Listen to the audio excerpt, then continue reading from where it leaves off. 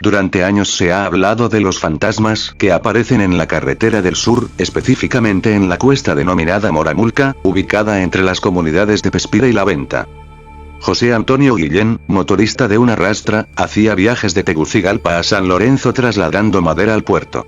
Había escuchado de varios de sus compañeros que en Moramulca asustaban. Hablaban de una mujer vestida de blanco que en la orilla del camino pedía aventón, se montaba en la cabina, platicaba con el chofer y de repente se desaparecía. Son puras fantasías, el guaro hace ver cosas a esos locos. Por lo menos en mis años de trabajo jamás he visto babosadas en la carretera, así se expresaba José Antonio. El motorista había entregado su pesada carga en el puerto de Enecán, en San Lorenzo. De regreso hacia la capital estacionó su vehículo en un lugar llamado Lajas, cerca de la comunidad de Pespire. En ese tiempo había unas pozas profundas en el río a orillas de la carretera, había varios jóvenes en el lugar que de inmediato rodearon la rastra viéndola con curiosidad. Hacía un calor endemoniado cuando José Antonio se metió al agua. Luego, después del chapuzón, entabló conversación con unas mujeres que lavaban ropa en este lugar. Se sentó bajo la sombra de un árbol y siempre vienen a lavar ropa. ¿Ustedes dónde viven? La mujer de más edad respondió, nosotros vivimos en la aldea, no se ve desde aquí, pero se encuentra detrás de ese cerrito. ¿Y usted ya va para Tegus? José Antonio movió la cabeza afirmativamente, la señora siguió hablando. Muchos de sus compañeros se estacionaban ahí para bañarse en el río. El motorista explicó a las mujeres cómo era su trabajo, hoy regresé temprano, otras veces regreso de noche, pero es más fresco. Al despedirse de las lavanderas, una de ellas le dijo, que Dios lo lleve señor, ojalá que no encuentre nada malo en el camino. Encendió la rastra y continuó el camino hacia Tegucigalpa, eran más o menos las 5 de la tarde. Kilómetros adelante comenzaría a subir la famosa cuesta de Moramulca. Iba pensando en su esposa y sus 2 pequeños hijos que vivían con él en el barrio Concepción de Comayagüela, a la niña le llevaba una muñeca que consiguió con unos marineros y al varoncito una alcancía de barro. Encontró a 3 compañeros mientras subía a la cuesta, todos sonaron las bocinas de sus unidades en señal de saludo, él contestó de la misma forma.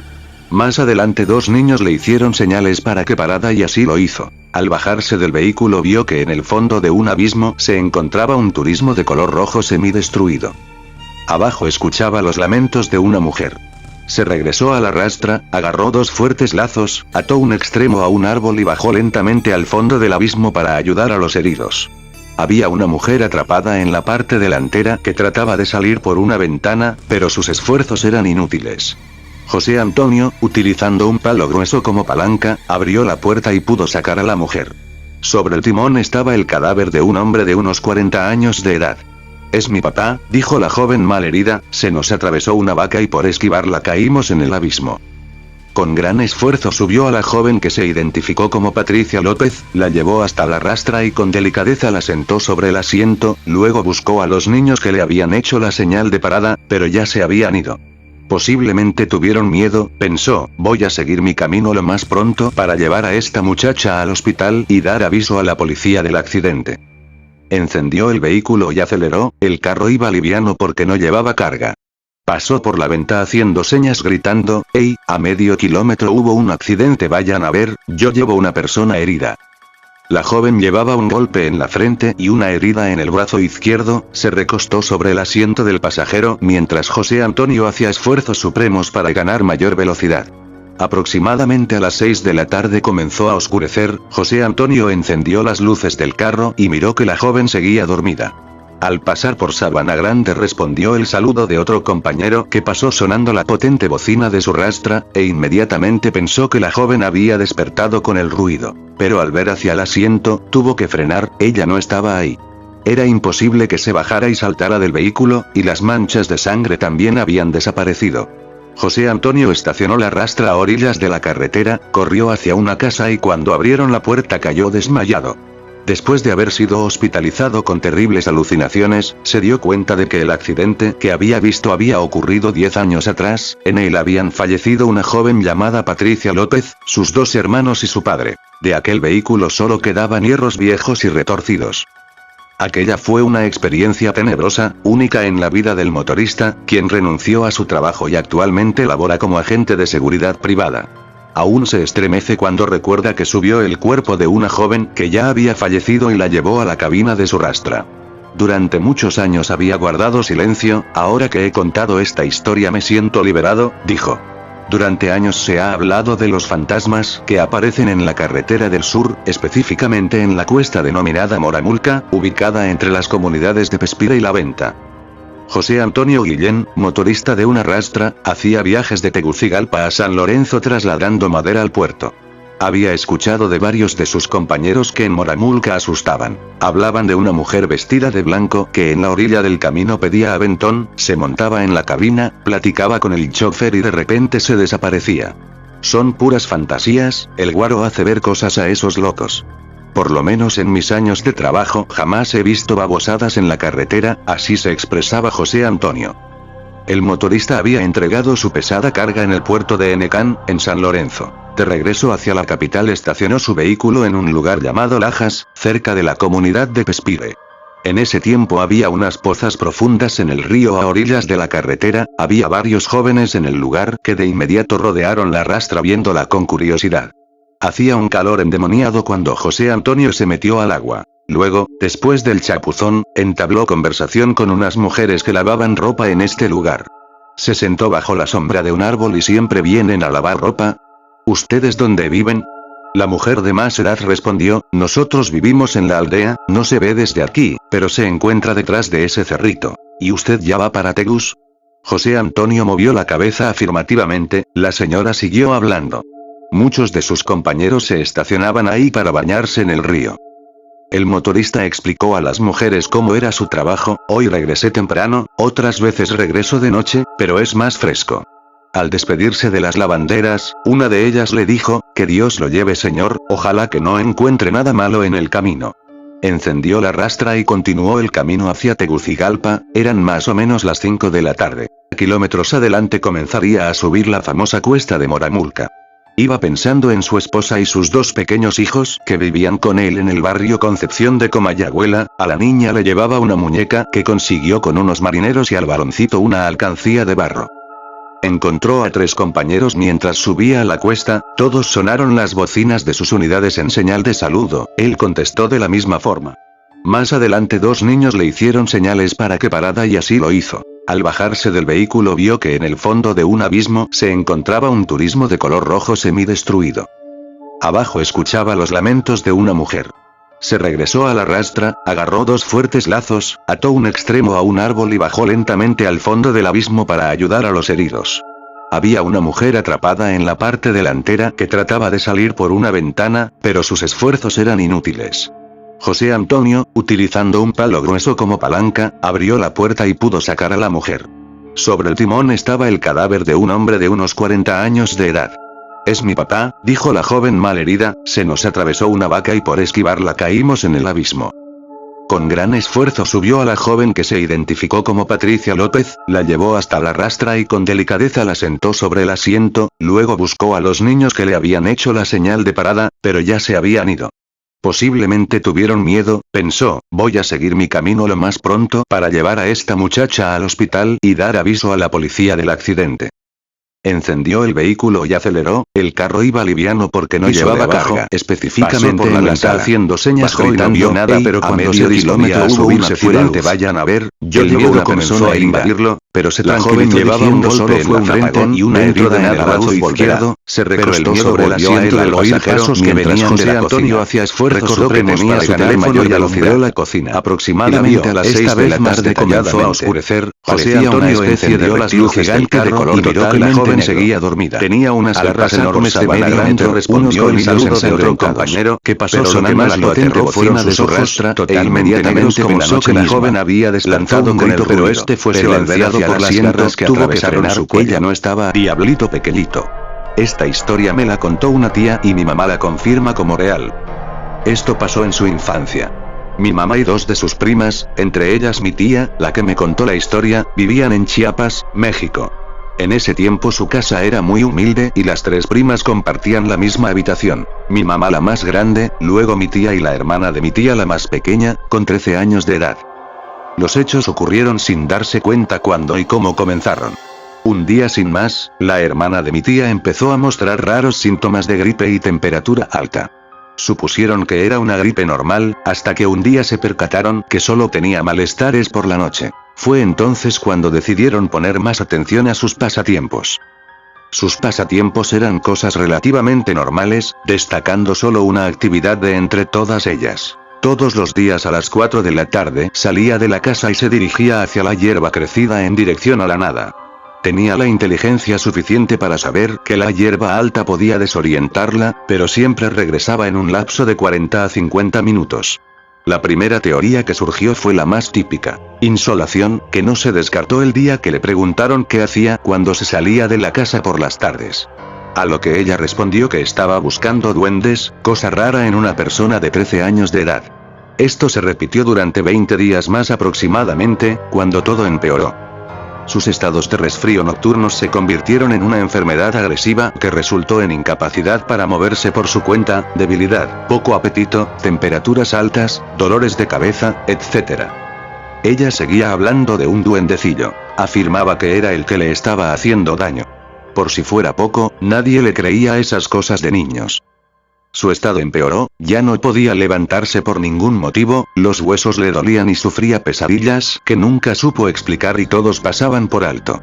Un día por la noche ya todos estaban dormidos después de un día pesado, ya que la condición de la hermana de mi tía se había ido por los suelos. Sin saber qué hacer, probando remedios caseros todo el santo día, llegó la noche. Mi mamá dormía así como la hermana de mi tía, quien hacía sonidos que demostraban problemas respiratorios por congestión nasal, o eso creían. En un instante cualquiera mi tía despertó y preocupada por su hermana se giró hacia ella, observándola, con los ojos tan abiertos como sea posible, con ganas de llorar intensas por pensar en que podría llegar a pasarle algo malo, escuchando cómo su cuerpo se esforzaba por respirar. De repente, escuchó como si chocaran dos piezas pequeñas de metal debajo de la cama de su hermana. La sorpresa que se llevó al momento de enfocar la vista en medio de la noche hacia la parte baja de la cama de su hermana fue fatal. Observó una figura pequeña, de complexión robusta y portando un objeto alargado, que pronto se dejaría ver ante ella al momento que se acercara más a la luz de la luna por debajo de la cama de su hermana. Los detalles que mi tía me dijo fueron que era un diablito, gordito hasta el momento que llegó a pensar que se veía tierno, con sus cuernitos, su colita y su piel rojiza, y que llevaba un trinche pequeño a su medida. Después de observarlo, la ternura que llegó a sentir se convirtió en horror, cuando ese pequeño diablo empezó a picar con su trinche la cama de su hermana desde abajo, esbozando una sonrisa pícara y haciendo señas con su otra mano como si estuviera haciendo una travesura. En un instante desapareció de debajo de la cama y la oscuridad. La reacción de mi tía fue levantarse de un brinco de su cama y asomarse por debajo para buscar al diablito, sin encontrarlo. Después se levantó y observó a su hermana, inmóvil, en silencio, ya había fallecido. Los llantos y gritos de mi tía despertaron a todos, que enseguida compartían el dolor al darse cuenta de que la más pequeña de las primas estaba fría, dura, muerta. Llora, es porque le han roto el corazón. La cuestión es que mi madre le ofreció quedarse en nuestra casa a Gonzalo y a su hijo, hasta que pudieran conseguir un lugar nuevo donde vivir. Mi madre era de esos ángeles que viven en nuestro planeta y que, de ser posible, daba todo lo suyo para ayudar a alguien querido. Yo, por mi parte, no me molestaba en ayudar a esa familia, porque ellos eran buenas personas y sé que si a mí me ocurriera algo parecido, ellos harían lo mismo por mí. Pero Martín, su hijo, no me caía muy bien. Sobre todo porque yo no sé cómo manejarme con los niños, y también porque soy hija única y estoy acostumbrada a no tener que compartir mis cosas con alguien. En los primeros días de la estadía de la familia, Martín se mantenía muy reservado y siempre se lo veía con un aire triste y melancólico. Cada vez que intentaba establecer una charla, él me respondía por compromiso, haciendo una sonrisa forzada y sin ánimos. No me molestaba, al contrario, me daba cierta pena. Los primeros días, Martín dormía con su padre y mi madre. A pesar de ser un niño, ya estaba demasiado grande como para dormir con ellos.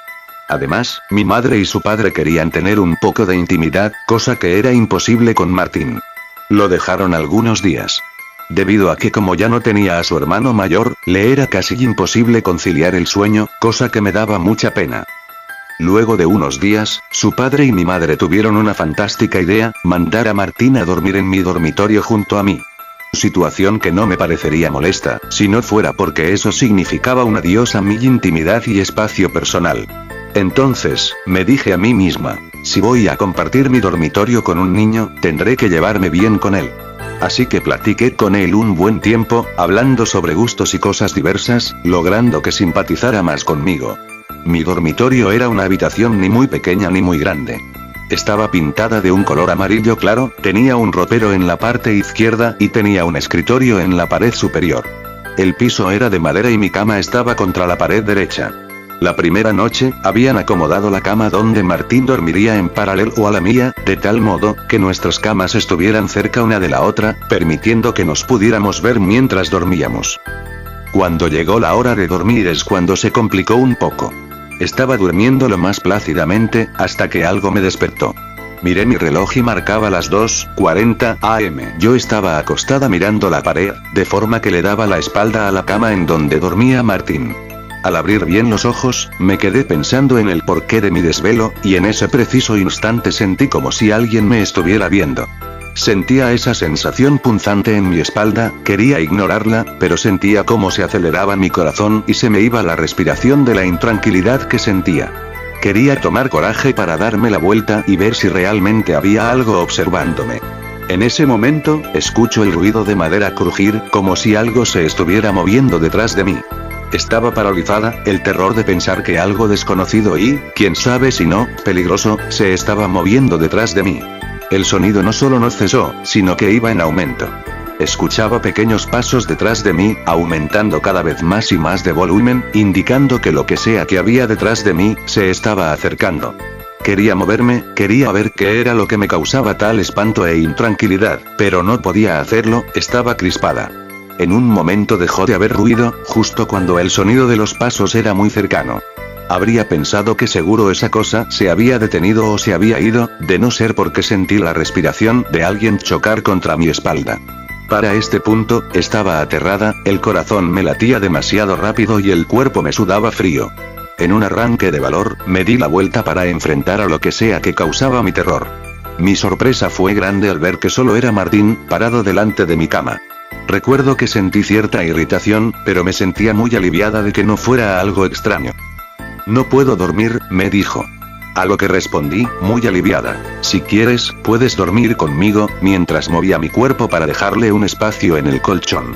El chico asintió con la cabeza y se recostó al lado mío. En cierta forma, quería que durmiera conmigo, porque estaba un poco alterada y la presencia de alguien conocido me relajaba bastante. Al día siguiente volvió a pedirme si podía dormir conmigo y así ocurrió varias noches seguidas. Yo no soy una persona egoísta, pero ya empezaba a extrañar la comodidad de mi cama. Así que en una de las tantas charlas, le pedí que si podía, no durmiera conmigo a menos de que tuviera un motivo importante. Esa misma noche, volví a despertarme y nuevamente pude escuchar ruidos de como si algo se estuviera moviendo detrás de mí. De todos modos, ya sabía o al menos creía que sabía de quién se trataba. Recuerdo que tuve muchos pensamientos de enojo porque no quería que Martín volviera a dormir junto a mí. Ya venía pasando muchos días y no quería que volviera a pasar, quería poder relajarme en mi cama. Un poco enojada, simplemente hice un espacio en mi cama y se recostó al lado mío. En ese momento, sentí algo extraño, algo que no estaba bien. Era una sensación inusual, pero no sabía bien por qué me sentía intranquila. Me puse a pensar qué era lo que me causaba esa incomodidad. Después de un rato me di cuenta de que Martín ocupaba más espacio de lo habitual en mi cama. También, recuerdo que sentía la cama más fría de lo normal y con un olor extraño. En eso le pregunto a Martín, ¿no sientes la cama un poco fría? No se me pasó por la cabeza ni por la más pura casualidad que me podría arrepentir el resto de mi vida de haber hecho una pregunta tan simple. Debido a que escucho a Martín preguntar, ¿qué? En tono extrañado. Esto no sería nada extraño, si no fuera porque la voz de Martín provino del otro extremo del dormitorio. Mi respiración empezó a aumentar eufóricamente, mi corazón parecía que se me iba a salir del pecho y sentí muchísimo pánico. Algo o alguien se había acostado al lado mío y no era Martín. Temblaba mucho y no quería, porque no quería que ese monstruo o cosa se molestara. ¿Alguna vez sintieron tanto miedo, al punto de sentir dolor físico? Eso sentía, estaba más que aterrada, estaba muy asustada. Pero lo peor vino después. Esa cosa me abrazó con sus brazos helados, haciendo una gran presión en mí. Un fuerte escalofrío me recorrió de pies a cabeza. Podía sentir su respiración helada en mi nuca y sentía sus dedos helados clavarse en mi cuerpo. No podía pensar del terror que tenía, no podía hacer nada. Quería gritar, quería salir corriendo de la habitación, de la casa, de todo. Lloraba en silencio, apretando los dientes para no sollozar. Sinceramente, no sé cómo hice para no orinarme encima, porque nunca estuve tan aterrada en mi vida. Trataba de tranquilizarme pero me era imposible, ya que podía sentir su respiración en mi nuca. Quería evitar moverme a toda costa, no quería causar que esa cosa se molestara, quién sabe qué podía hacerme. Sus uñas me provocaban mucho dolor, se clavaban fuertemente en mi carne, y esa cosa iba de a poco cerrando su mano. Cada segundo que pasaba, parecía interminable, solo era capaz de pensar en el dolor que sentía. En cierto momento, sentí como su mano iba perdiendo fuerza e iba deslizándose poco a poco hacia atrás. Esto sucedió hasta que su mano dejó de presionar mi cuerpo. Es ahí cuando me di cuenta de que ese ser se había tranquilizado, debido a que su respiración se había vuelto más leve. No puedo decir que me sentía tranquila, pero pude sentir cierto alivio. Con el tiempo, la cama se volvía un poco más caliente, y para cuando me di cuenta, ya había amanecido. Traté de mirar de reojo para ver si la criatura seguía en mi cama y para mi alivio, ya no estaba. Después, simplemente me desmayé del sueño y me quedé en la cama un buen rato. 12:05. Recuerdo que tuve una horrible pesadilla en la que ese monstruo me perseguía por una casa desconocida y que cada vez que me daba la vuelta para verlo, no estaba, sino que él seguía detrás de mí y yo no podía hacer nada. En el sueño podía escuchar gritos de dolor de alguien y cuando lo encontré, era simplemente una persona que estaba prendida en fuego. Al ver eso, de la impresión me tropecé, quedándome indefensa. Al darme la vuelta, tenía a ese monstruo encima de mí. Es ahí cuando me despierto llorando. Martín, preocupado por mí, me preguntó, ¿estás bien? ¿Qué te pasa? Lo miré con cara asustada y le dije que había tenido una horrible pesadilla. Entonces él se pasó a mi cama y me consoló. De repente, él tendió su dedo señalándome una parte del cuerpo, y me preguntó, ¿qué te ha sucedido ahí? Miré donde señalaba y vi 5 moretones alineados uno luego del otro, como si alguien me hubiera apretado con su mano. Al mirarlo, rompí en llanto y sin poder contenerme, le conté por lo que había pasado. Después de contarle todo, él simplemente me pidió que saliéramos de la habitación para poder contarle a nuestros padres y que pudieran ayudarnos. Al buscarlos en su dormitorio, no estaban. Merodeando por toda la casa, los fuimos buscando por cada habitación, gritando sus nombres. Cuando llegué al baño, vi que por la parte inferior de la puerta salía un líquido rojo. Exaltada, pensé lo peor y debatía si debía abrir o no la puerta. No sé por qué lo hice, pude simplemente haberme ido de ahí y dejar esa casa atrás para siempre. Pero como me decía mi madre, la curiosidad mató al gato. Abrí la puerta y juro que me voy a arrepentir el resto de mi vida por haberlo hecho. Lo que vi no era ni siquiera una pequeña porción de lo peor que me imaginaba. Mi madre, mi pobre y mi querida madre, yacía en el suelo, desollada. En un enorme charco de sangre, estaba su cuerpo con sus extremidades arrancadas, o al menos con lo poco que quedaba de ellas. Gonzalo, en cambio, todavía tenía su piel y sus extremidades enteras. Estaba tendido en el suelo también, y arriba de él, el monstruo. Esa tétrica e infernal escena quedó grabada en mi cabeza para el resto de mi asquerosa vida. El monstruo se puso de pie y nos miró de frente. Su color de piel era de un oscuro rojizo, era muy alto, diría que 2 metros de altura. Su piel parecía ser alguna clase de escama, no recuerdo muy bien qué forma poseía. Tenía unas manos muy grandes y sus dedos muy largos, en forma puntiaguda. Sus pies, si así podían llamarse, tenían unas garras en el lugar en donde deberían estar sus dedos.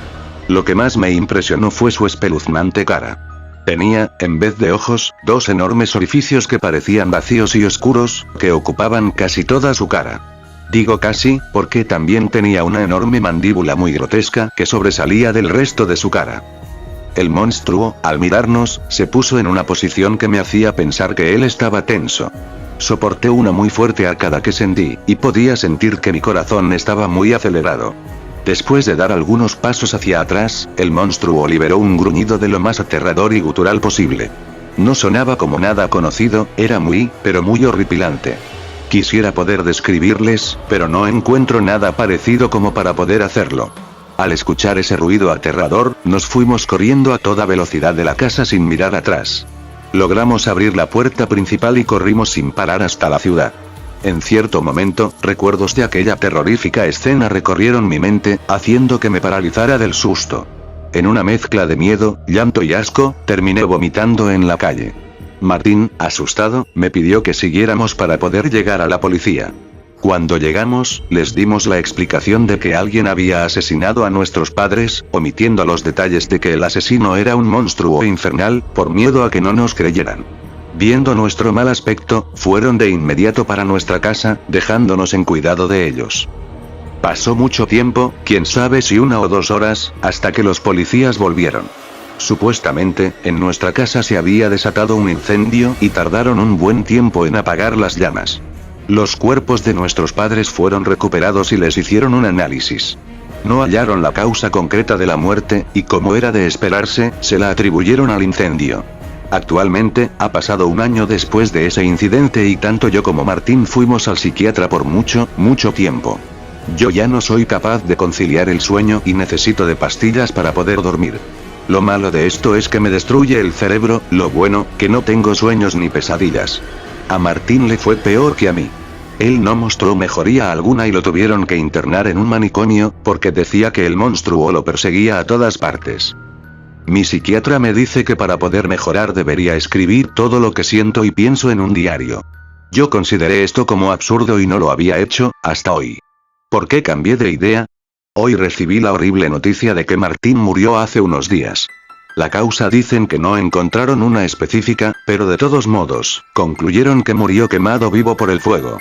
Esto es debido a que el manicomio en donde vivía sufrió un enorme incendio. Tengo mucho pánico, tengo miedo de que ese monstruo me encuentre y quién sabe qué horribles cosas me haga. Ya no sé si las pastillas que tomo para dormir sean suficientes. Tal vez, deba tomarme todo el frasco. El hermanastro. Antes de poder contarles bien cómo fue ese horripilante momento, tengo que explicarles algunos datos sobre mi vida, para que puedan entender bien mi historia. Resulta que soy hija única, vivo con mi madre y por el contrario, mi padre nos dejó cuando tenía solo 4 años. Nunca le dio una explicación a mi madre del por qué, solo se marchó sin más. Ahora tengo 17 años y mi madre está de novio con un hombre. Esta persona, de nombre Gonzalo, parece ser una buena persona y siempre se supo comportar muy bien con mi familia. Solía traer a su familia consigo cada vez que venía de visita a nuestra casa. Él tenía 2 hijos, el menor se llama Martín y el mayor se llamaba Gabriel. Un día, a Gonzalo y a su familia les ocurrió una horrible tragedia. La casa en donde vivían fue víctima de un gran incendio y uno de sus hijos, Gabriel, se vio envuelto en las llamas. A pesar de los esfuerzos de más de 5 médicos, no fueron capaces de salvarle la vida. Los médicos no pudieron determinar la causa de su muerte, así que lo atribuyeron a lo más lógico: las quemaduras causadas por el fuego. Fue una terrible y devastadora tragedia para Gonzalo, nunca había un hombre tan destruido y abatido. Como solía decir mi madre, si un hombre Diego y los sapos. Diego era el pequeño hijo de mis vecinos. Era un tanto escandaloso. Siempre había sido consentido por sus padres en todos sus caprichos, y cuando ellos no corrían a comprarle el juguete que había visto, o el dulce que se le antojaba, se tiraba al suelo y hacía sus típicas rabietas avergonzando a los desesperados padres, quienes corrían a complacerlo con tal de que se callara. Los demás niños le aborrecían, pues era envidioso y constantemente les rompía los juguetes cuando los veía mejores que los suyos. Pero Diego tenía otra gran afición: torturar animales. Se divertía enormemente quemando las pequeñas hormigas con su lupa, escarbando para cortar a la mitad algunas lombrices y luego lanzarlas al hormiguero. Podía pasar horas viendo a las pobres infelices retorcerse antes de desaparecer en una marea negra y venenosa con miles de afiladas mandíbulas. Pero por sobre todas las cosas, Diego amaba torturar sapos. Siempre tenía especímenes frescos, pues su casa estaba cerca de un río, así que solo debía esperar que subieran por los taludes del puente y llegaran al jardín de su casa. Solía lanzarles brasas calientes para verlos tragarlas, y minutos después se retorcía de la risa en el suelo, viendo el agujero que el objeto hacía en el estómago del animal. Los metía dentro de una caja de zapatos, luego encendía una tira de triquitraques, acto seguido colocaba la tapa y corría a ponerse a salvo. Cuando abría de nuevo la caja, el pobre sapo estaba quemado, mutilado o muerto, y cuidadosamente recolectaba la leche que había segregado para maltratar a algunos perros de la vecindad. Su broma favorita, sin embargo, consistía en meterlos dentro de una bolsa plástica, amarrarla con fuerza y colocarlos al lado de la carretera. El sapo, al intentar salir de la bolsa, comenzaba a saltar y a avanzar hacia la carretera, terminando siempre su desgracia bajo el caucho de los automotores. Así era Diego, todo un ejemplar, todo un desgraciado. La abuela de Diego por su parte, era una señora amable, adorada por todos los niños del barrio, y sufría a diario por los maltratos que su nieto le propinaba a las pobres criaturas. Algo malo va a pasarte, le repetía constantemente, pero el pequeño demonio hacía caso omiso y algunas veces incluso, le dirigía algunos improperios. Sucedió pues que una tarde lluviosa, uno de los Froggers empaquetados causó el derrape de una motocicleta y ésta se impactó contra un vehículo en el que viajaba una familia entera, sacándolo de la vía y encauzándolo hacia la baranda del puente. Madre, padre e hijos perecieron, así como el motociclista, quien de rebote cayó bajo las llantas de un camión que transitaba a gran velocidad esparciéndolo junto con su moto por todo el pavimento. ¿Y Diego? Estaba en primera fila, presenciando toda la macabra escena. Corrió dentro de su casa y se metió bajo su cama, muy asustado, pero ignorando en gran parte la magnitud del accidente que acababa de provocar. Las horas pasaron, los socorristas habían abandonado el lugar y los forenses hacían el levantamiento de los cuerpos. Seguía lloviendo en la zona y al caer la noche, la familia se sentó a comer en medio de un solemne silencio.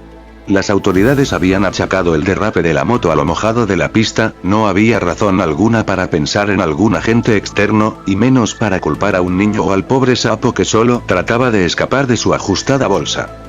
Todos se acostaron tan pronto terminó la cena, y las luces fueron apagadas. Diego suplicó a su madre le dejara la lámpara encendida mientras se dormía, mientras afuera continuaba lloviendo. Pasaron las horas y todos los miembros de la familia dormían. Diego tenía el sueño más ligero, unos golpes en la ventana le despertaron. Los golpes provenían de fuera, y no eran golpes fuertes, eran más bien como si alguien los hiciera con el dedo. Se escondió bajo las cobijas pero los golpes no cesaron. Armándose de valor, se acercó lentamente a la ventana, puso ambas manos en el vidrio para ver un poco mejor, y pegó su rostro contra el empañado cristal. Sus ojos se adaptaron a la oscuridad, y se rió de sí mismo al ver que el golpeteo que tanto le había asustado era producido por los saltos de un sapo intentando ingresar a su habitación. Abrió levemente la ventana, extendió su mano y tomó al animal. Molesto por haber sido despertado, lo presionó con fuerza y lo estrelló contra la pared.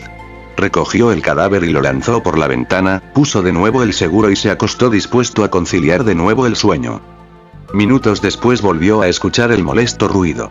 Envalentonado, caminó fúrico hacia la ventana, abrió el seguro y observó con asombro el cadáver del anfibio colocado en la base de la ventana. Era extraño, le parecía haberlo lanzado lejos. Lo tomó muy molesto y lo arrojó lo más lejos que pudo. Colocó el seguro nuevamente y se metió bajo sus cobijas. Los minutos pasaron, y comenzó la lluvia a caer de nuevo.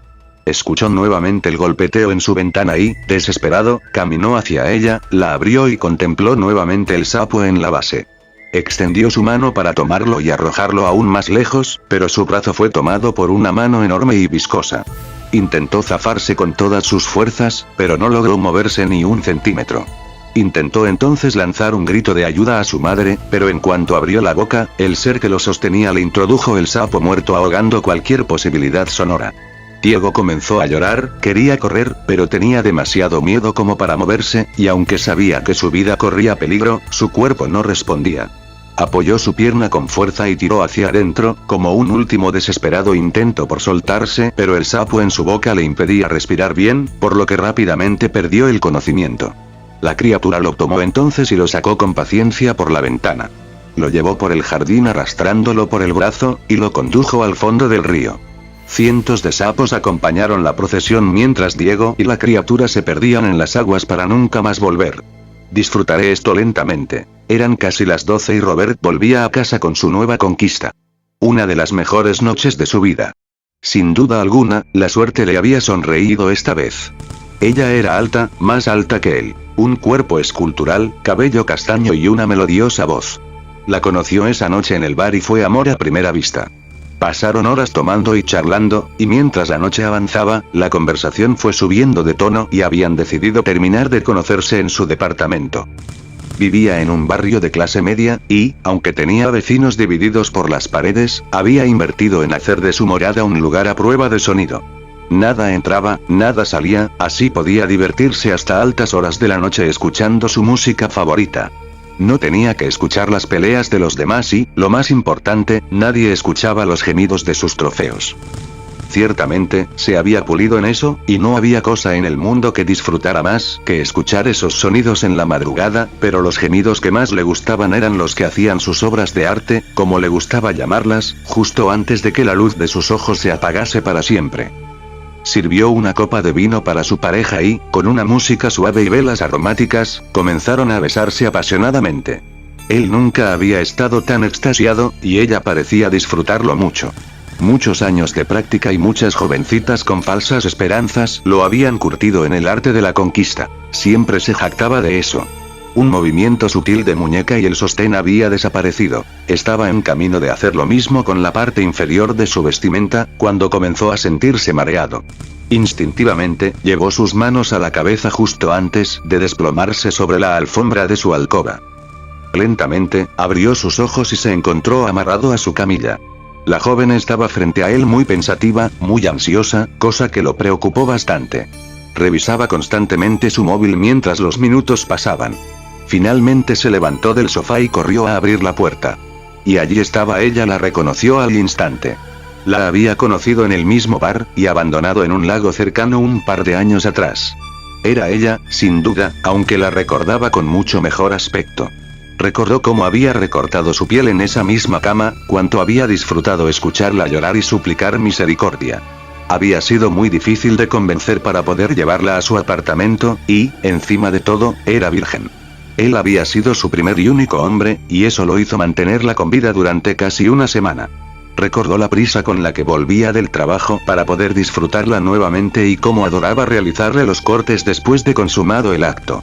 Recordó cómo había hundido el cuchillo en su pecho la última vez, para, posteriormente, dentro de una bolsa plástica, depositarla en el fondo del lago. Estaba seguro de no haber dejado ninguna evidencia y que, efectivamente, la mujer estaba muerta cuando la perdió de vista entre el fango y el agua.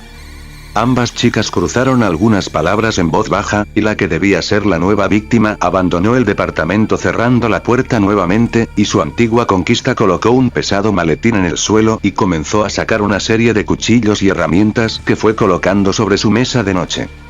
Intentó hablarle, pero Vanessa, o al menos era el nombre que recordaba, no respondió.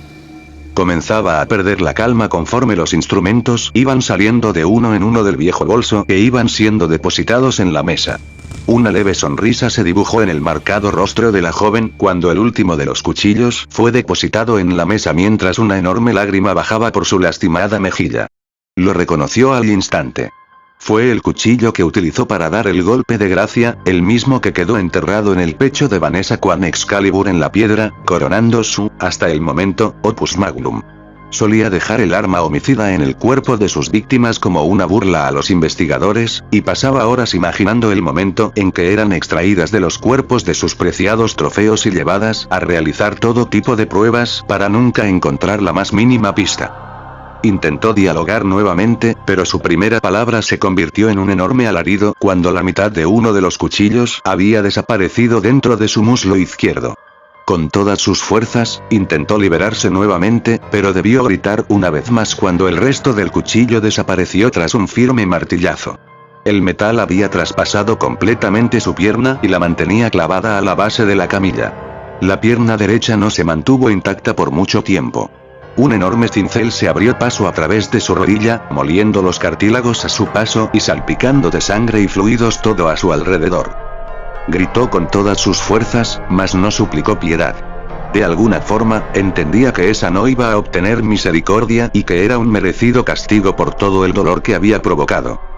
Vanessa se levantó súbitamente y corrió hacia la cocina, trayendo consigo una enorme llave de cañería un par de minutos después. Balanceó el pesado objeto un par de veces cerca de la muñeca de Robert, como calculando para no fallar el golpe, pero era más pesada de lo que imaginó y el golpe no dio en el centro, por lo que solo molió la carne y no logró fracturar los huesos. Un segundo golpe fue necesario y se retorció de placer al escuchar el chasquido de la fragmentación de los huesos. Balanceó la llave nuevamente y, mientras Robert profería el alarido de dolor por el segundo golpe en su mano, varios de sus dientes volaron y parte de su quijada quedó desprendida. El rostro de su victimaria había cambiado por completo y la duda que reflejaba al inicio de la tortura había desaparecido completamente. Disfrutaré esto lentamente fueron las primeras palabras que escuchó de Vanessa antes de perder nuevamente el conocimiento, palabras que él usaba antes de comenzar sus obras de arte. Despertó horas después y no podía mover sus labios. El sangrado había sido disminuido tal y como él lo había hecho incontables veces con sus trofeos. Su pierna ya no estaba clavada a la camilla, pero aún mantenía el cuchillo dentro de su carne. Un enorme escalofrío recorrió su cuerpo al caer en cuenta de que ya no estaba en la posición en la que se había desmayado. Se encontraba ahora boca abajo y amarrado de tal forma que no podía moverse y su trasero ahora estaba expuesto. Muchos instrumentos de diversas texturas y tamaños fueron utilizados por la joven para su venganza por los 5 días en los que tuvo que sufrir una y otra vez las violaciones del depravado. El filo de algunos de ellos aumentaron el dolor inconmensurablemente. Para cuando la noche del tercer día había caído, el cuerpo de Robert estaba deshecho y no quedaba nada de lo que alguna vez había sido. Toda su moral había sido removida junto con esa parte de la que alguna vez se pavoneó, y Vanessa se había cobrado cada una de las torturas a las que fue sometida. Era casi la medianoche del martes 31 de octubre de 2012 cuando Vanessa abandonó por fin aquel departamento, dejando atrás los despojos de quien alguna vez le causó tanto daño. Llevando consigo en el bolso el trofeo que cortó con el mismo cuchillo con el que fue asesinada. Afuera del apartamento la esperaba la bella joven que le abrió la puerta, y juntas desaparecieron en la espesura de la noche bajo una nube de humo y un fuerte olor a azufre. Algunas horas después la policía irrumpió en el lugar gracias a una llamada anónima, y Robert fue trasladado muy delicado aunque con vida al hospital más cercano. La recuperación fue lenta y dolorosa. Muchos meses pasaron para que pudiera caminar ayudado con un bastón, y, para completar su larga rehabilitación, consiguió ser trasladado a un lugar de retiro muy lejos de la ciudad donde sufrió su castigo. Fue recibido amablemente por la directora de la institución, y se sentía aliviado, pues a pesar de las torturas, aún poseía un poco de encanto. Lo guiaron hacia su nueva habitación donde lo esperaba su nueva enfermera, quien lo asistiría hasta que lograra recuperarse completamente. Era hermosa y muy amable. Por fin la vida comenzaba a sonreírle nuevamente. Se volteó para que la enfermera lo ayudase con el abrigo, y ésta lo abrazó por detrás suavemente mientras le susurraba al oído: disfrutaré esto lentamente. Disfrutaré esto lentamente. Eran casi las 12 y Robert volvía a casa con su nueva conquista. Una de las mejores noches de su vida. Sin duda alguna, la suerte le había sonreído esta vez. Ella era alta, más alta que él. Un cuerpo escultural, cabello castaño y una melodiosa voz. La conoció esa noche en el bar y fue amor a primera vista. Pasaron horas tomando y charlando, y mientras la noche avanzaba, la conversación fue subiendo de tono y habían decidido terminar de conocerse en su departamento. Vivía en un barrio de clase media, y, aunque tenía vecinos divididos por las paredes, había invertido en hacer de su morada un lugar a prueba de sonido. Nada entraba, nada salía, así podía divertirse hasta altas horas de la noche escuchando su música favorita. No tenía que escuchar las peleas de los demás y, lo más importante, nadie escuchaba los gemidos de sus trofeos. Ciertamente, se había pulido en eso, y no había cosa en el mundo que disfrutara más que escuchar esos sonidos en la madrugada, pero los gemidos que más le gustaban eran los que hacían sus obras de arte, como le gustaba llamarlas, justo antes de que la luz de sus ojos se apagase para siempre. Sirvió una copa de vino para su pareja y, con una música suave y velas aromáticas, comenzaron a besarse apasionadamente. Él nunca había estado tan extasiado, y ella parecía disfrutarlo mucho. Muchos años de práctica y muchas jovencitas con falsas esperanzas lo habían curtido en el arte de la conquista. Siempre se jactaba de eso. Un movimiento sutil de muñeca y el sostén había desaparecido. Estaba en camino de hacer lo mismo con la parte inferior de su vestimenta, cuando comenzó a sentirse mareado. Instintivamente, llevó sus manos a la cabeza justo antes de desplomarse sobre la alfombra de su alcoba. Lentamente, abrió sus ojos y se encontró amarrado a su camilla. La joven estaba frente a él muy pensativa, muy ansiosa, cosa que lo preocupó bastante. Revisaba constantemente su móvil mientras los minutos pasaban. Finalmente se levantó del sofá y corrió a abrir la puerta. Y allí estaba ella, la reconoció al instante. La había conocido en el mismo bar, y abandonado en un lago cercano un par de años atrás. Era ella, sin duda, aunque la recordaba con mucho mejor aspecto. Recordó cómo había recortado su piel en esa misma cama, cuánto había disfrutado escucharla llorar y suplicar misericordia. Había sido muy difícil de convencer para poder llevarla a su apartamento, y, encima de todo, era virgen. Él había sido su primer y único hombre, y eso lo hizo mantenerla con vida durante casi una semana. Recordó la prisa con la que volvía del trabajo para poder disfrutarla nuevamente y cómo adoraba realizarle los cortes después de consumado el acto. Recordó cómo había hundido el cuchillo en su pecho la última vez, para, posteriormente, dentro de una bolsa plástica, depositarla en el fondo del lago. Estaba seguro de no haber dejado ninguna evidencia y que, efectivamente, la mujer estaba muerta cuando la perdió de vista entre el fango y el agua. Ambas chicas cruzaron algunas palabras en voz baja, y la que debía ser la nueva víctima abandonó el departamento cerrando la puerta nuevamente, y su antigua conquista colocó un pesado maletín en el suelo y comenzó a sacar una serie de cuchillos y herramientas que fue colocando sobre su mesa de noche. Intentó hablarle, pero Vanessa, o al menos era el nombre que recordaba, no respondió. Comenzaba a perder la calma conforme los instrumentos iban saliendo de uno en uno del viejo bolso e iban siendo depositados en la mesa. Una leve sonrisa se dibujó en el marcado rostro de la joven cuando el último de los cuchillos fue depositado en la mesa mientras una enorme lágrima bajaba por su lastimada mejilla. Lo reconoció al instante. Fue el cuchillo que utilizó para dar el golpe de gracia, el mismo que quedó enterrado en el pecho de Vanessa con Excalibur en la piedra, coronando su, hasta el momento, opus magnum. Solía dejar el arma homicida en el cuerpo de sus víctimas como una burla a los investigadores, y pasaba horas imaginando el momento en que eran extraídas de los cuerpos de sus preciados trofeos y llevadas a realizar todo tipo de pruebas para nunca encontrar la más mínima pista. Intentó dialogar nuevamente, pero su primera palabra se convirtió en un enorme alarido cuando la mitad de uno de los cuchillos había desaparecido dentro de su muslo izquierdo. Con todas sus fuerzas, intentó liberarse nuevamente, pero debió gritar una vez más cuando el resto del cuchillo desapareció tras un firme martillazo. El metal había traspasado completamente su pierna y la mantenía clavada a la base de la camilla. La pierna derecha no se mantuvo intacta por mucho tiempo. Un enorme cincel se abrió paso a través de su rodilla, moliendo los cartílagos a su paso y salpicando de sangre y fluidos todo a su alrededor. Gritó con todas sus fuerzas, mas no suplicó piedad. De alguna forma, entendía que esa no iba a obtener misericordia y que era un merecido castigo por todo el dolor que había provocado. Vanessa se levantó súbitamente y corrió hacia la cocina, trayendo consigo una enorme llave de cañería un par de minutos después. Balanceó el pesado objeto un par de veces cerca de la muñeca de Robert, como calculando para no fallar el golpe, pero era más pesada de lo que imaginó y el golpe no dio en el centro, por lo que solo molió la carne y no logró fracturar los huesos. Un segundo golpe fue necesario y se retorció de placer al escuchar el chasquido de la fragmentación de los huesos. Balanceó la llave nuevamente y, mientras Robert profería el alarido de dolor por el segundo golpe en su mano, varios de sus dientes volaron y parte de su quijada quedó desprendida. El rostro de su victimaria había cambiado por completo y la duda que reflejaba al inicio de la tortura había desaparecido completamente. Disfrutaré esto lentamente fueron las primeras palabras que escuchó de Vanessa antes de perder nuevamente el conocimiento, palabras que él usaba antes de comenzar sus obras de arte. Despertó horas después y no podía mover sus labios.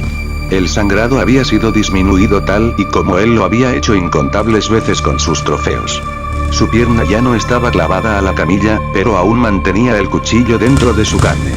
Un enorme escalofrío recorrió su cuerpo al caer en cuenta de que ya no estaba en la posición en la que se había desmayado.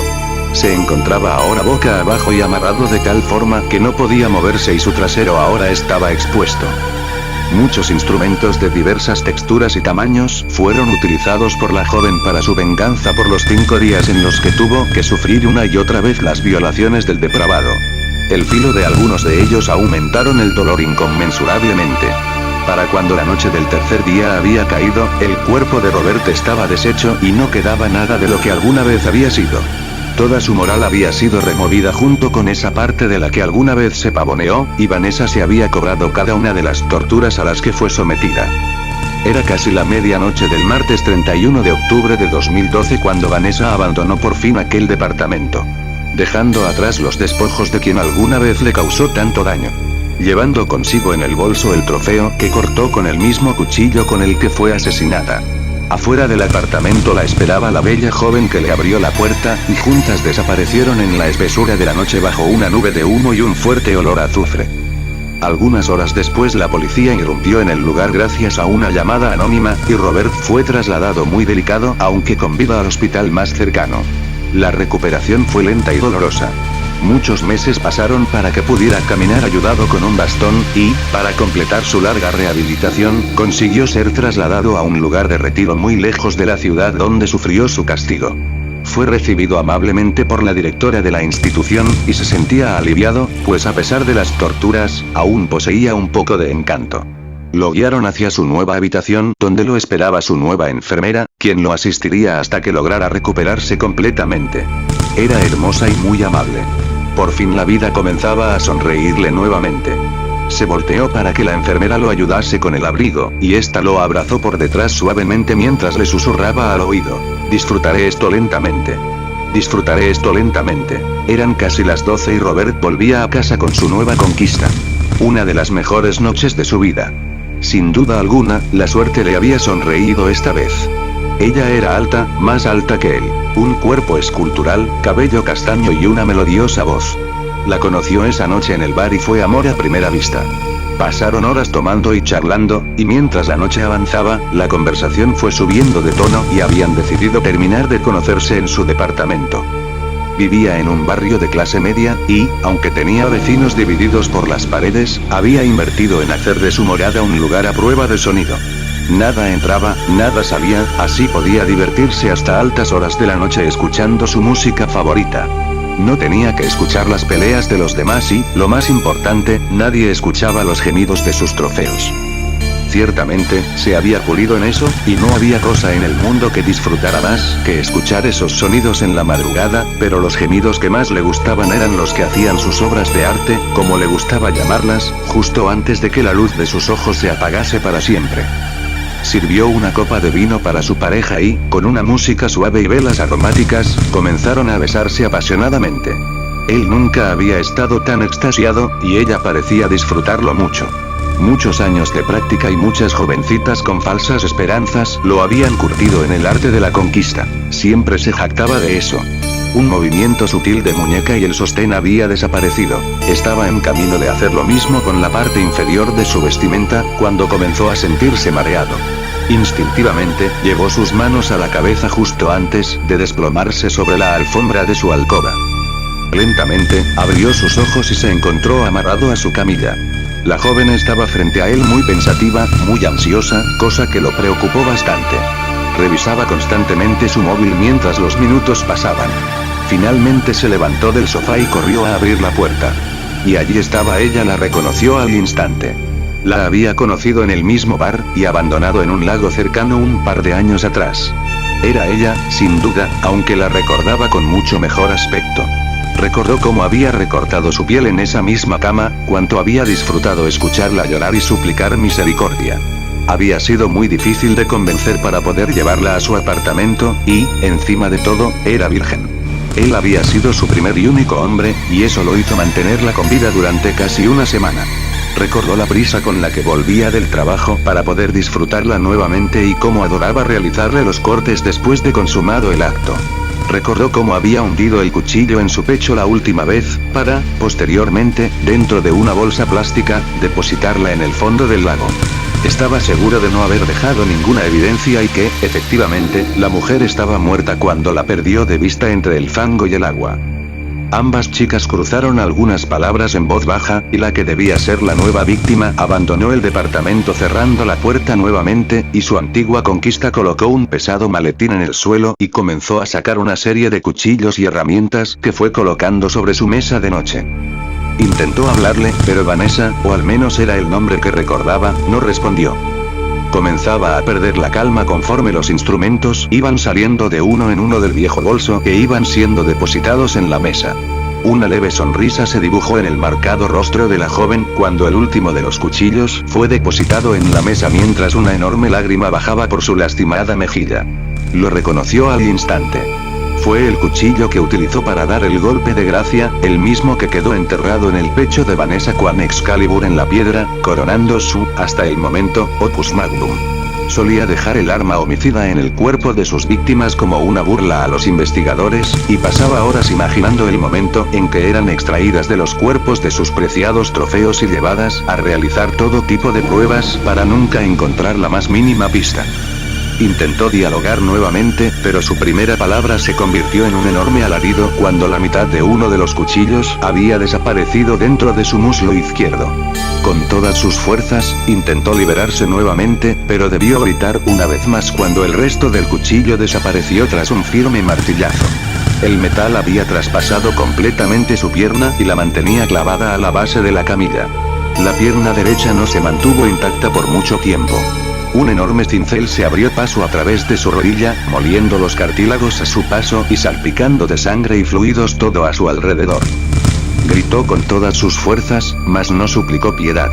De alguna forma, entendía que esa no iba a obtener misericordia y que era un merecido castigo por todo el dolor que había provocado. Vanessa se levantó súbitamente y corrió hacia la cocina, trayendo consigo una enorme llave de cañería un par de minutos después. Balanceó el pesado objeto un par de veces cerca de la muñeca de Robert, como calculando para no fallar el golpe, pero era más pesada de lo que imaginó y el golpe no dio en el centro, por lo que solo molió la carne y no logró fracturar los huesos. Un segundo golpe fue necesario y se retorció de placer al escuchar el chasquido de la fragmentación de los huesos. Balanceó la llave nuevamente y, mientras Robert profería el alarido de dolor por el segundo golpe en su mano, varios de sus dientes volaron y parte de su quijada quedó desprendida. El rostro de su victimaria había cambiado por completo y la duda que reflejaba al inicio de la tortura había desaparecido completamente. Disfrutaré esto lentamente fueron las primeras palabras que escuchó de Vanessa antes de perder nuevamente el conocimiento, palabras que él usaba antes de comenzar un asunto pendiente. Giró su reloj de arena como lo hacía todas las mañanas antes de comenzar a trabajar. Era su ritual de inicio de semana, donde religiosamente alineaba todos los adornos que tenía junto al computador y finalizaba volteando su preciado reloj de arena. El último regalo de cumpleaños que recibió de su amada Carla. Era un día frío, más que de costumbre, las ventanas lucían empañadas a esa hora de la mañana y los rayos del sol aún no se dignaban a salir por entre las nubes. Gris era el día, gris era el tiempo y gris su agonía. No había día en que no llorase por su ausencia. Noche tras noche se dormía llorando por haberla perdido de esa manera y noche tras noche en medio de sollozos y culpas, abrazaba su almohada deseando volver a tenerla aunque fuera por una sola noche. Latas vencidas habían sustituido los paquetes de comida en la despensa, telarañas y polvo habían cubierto gran parte de la casa y tazas con hielo y botellas medio vacías de cerveza invadían el enorme refrigerador que alguna vez rebosó de comida y verduras frescas. Su depresión era evidente, había perdido peso considerablemente y su rendimiento en el trabajo era más bajo que nunca. Su jefe, preocupado por quien alguna vez fue de sus mejores empleados, le exigió tomar un par de semanas de vacaciones como último recurso rehusándose a despedirlo. Se instaló en la vieja casa del lago, herencia de un tío rico de Dios sabe dónde, en la que solía descansar con su esposa. Revisó las alacenas y tenía suficientes provisiones para un par de meses, tomando en cuenta lo poco que comía últimamente. Depositó su ropa en la cómoda y se dejó caer sobre la cama, deseando que su vida acabase de una vez por todas. El ruido del viento golpeando la cubierta de una de las ventanas le despertó y le hizo levantarse. Era ya tarde en la noche, y se había dormido con las puertas abiertas. Una fría niebla proveniente del turbio lago comenzaba a entrar por la puerta principal. Cerró con seguro la puerta y las ventanas, se dispuso a volver a la cama pero un ligero golpe en la pared posterior de la cabaña le interrumpió. Armado con su linterna en la mano derecha y un cuchillo de cocina en la izquierda, salió de la casa y caminó cuidadosamente hasta el lugar de donde provino el ruido, sintiendo un gran alivio al ver que solo era un sapo que se había estrellado y yacía aún atontado cerca de una descuidada meseta. Cerró tras de sí la puerta y caminó hacia su cama, cerró por un momento los ojos y deseó ver de nuevo a su amada, se volteó buscando abrazar su almohada y se encontró con unos ojos grises mirándole fijamente. Se alejó lo más rápido que pudo y le apuntó con el haz de la linterna, pero la criatura trepó con rapidez por la pared y escapando de la luz. Corrió hacia el salón cerrando la puerta, tomó el cuchillo con su temblorosa mano y retrocedió lentamente buscando la puerta de salida sin descuidar la puerta del cuarto. Unas desquiciadas risas comenzaron a sonar, al tiempo que la puerta era golpeada desde el interior de la habitación donde dejó encerrada a aquella criatura. Sabía que no podía escapar por ningún otro lugar, pues era el único lugar de la casa que no poseía ventanas, y el único ingreso era por la puerta que él estaba custodiando. Con una mano en la espalda y la linterna sostenida entre su cabeza y su nuca, intentaba abrir la puerta de salida, pero no podía atinarle al agujero de la cerradura, y en uno de esos fallidos intentos, las llaves resbalaron y cayeron al piso. Se arrodilló rápidamente para recogerlas y de pronto los golpes cesaron. La risa, sin embargo, se tornó más escalofriante todavía y observó con horror cómo una mano atravesaba la madera de la puerta como si de una cortina de agua se tratase. Poco a poco la cabeza también se abrió paso y en unos pocos segundos ya tenía fuera la mitad de su cuerpo. Levantó la cabeza en dirección al horrorizado sujeto y moviendo levemente la cabeza esbozó la más horripilante sonrisa que jamás había visto. Sin duda alguna, parecía a su fallecida esposa, pero definitivamente no era ella. Un ser tan maravilloso jamás podría convertirse en tan espeluznante criatura. Se armó de valor y hundió el cuchillo con todas sus fuerzas justo en el ojo derecho de la criatura, pero la atravesó como si fuera de aire y quedó incrustado en la madera de la puerta, y aunque no le hizo ningún daño, el solo hecho de intentarlo no pareció hacerle ninguna gracia al engendro de la puerta, quien lanzó ahora un poderoso alarido con el que acto seguido, todas las criaturas de las inmediaciones hicieron solemne silencio. De pronto no se escuchaban los grillos, ni las ranas cantando, no se escuchaba ni siquiera el viento mover las hojas de los árboles, no se escuchaba nada más que los exaltados jadeos del ser atorado en la puerta y las aceleradas palpitaciones del pobre desgraciado que estaba acurrucado en la puerta, presa del pánico, apuntándole con una linterna. Los minutos pasaron y de pronto entendió lo que estaba sucediendo. Por alguna razón la criatura se había quedado atorada, al parecer, a causa de la luz con la que le apuntaba. Se mantuvo así por espacio de casi una hora, no tenía el valor para mirarla directamente a los ojos, pero notaba algo en ella que le entristecía. Un par de horas habían pasado ya y la luz comenzaba a debilitarse. Nunca había pensado tanto en la importancia de la electricidad como esa noche, y conforme la luz amainaba, la criatura comenzaba de nuevo a moverse. Intentó nuevamente abrir la puerta, rezando por hacerlo bien esta vez. Acercó una silla sin dejar de apuntar con la luz y la colocó cuidadosamente para abrir la puerta. Giró suavemente la perilla y quitó el seguro de la puerta. Corrió desesperadamente hacia su auto y arrancó sin mirar atrás. Unos minutos después estaba en la interestatal con decenas de kilómetros de distancia de esa vieja cabaña justo cuando los primeros rayos del sol se comenzaban a asomar. Paró en un hotel del camino, demasiado nervioso para poder dormir, pero agotado por el viaje y las horas de horror que acababa de sobrevivir. Fue al bar y con un whisky en las rocas contó al camarero la situación que le acababa de acontecer. Este se limitó a encoger los hombros mientras continuaba limpiando la desgastada barra. Unos cuantos minutos, y tragos, después, se dirigió a su cuarto y se acostó a descansar lo que quedaba de la mañana y para el atardecer ya se sentía completamente repuesto.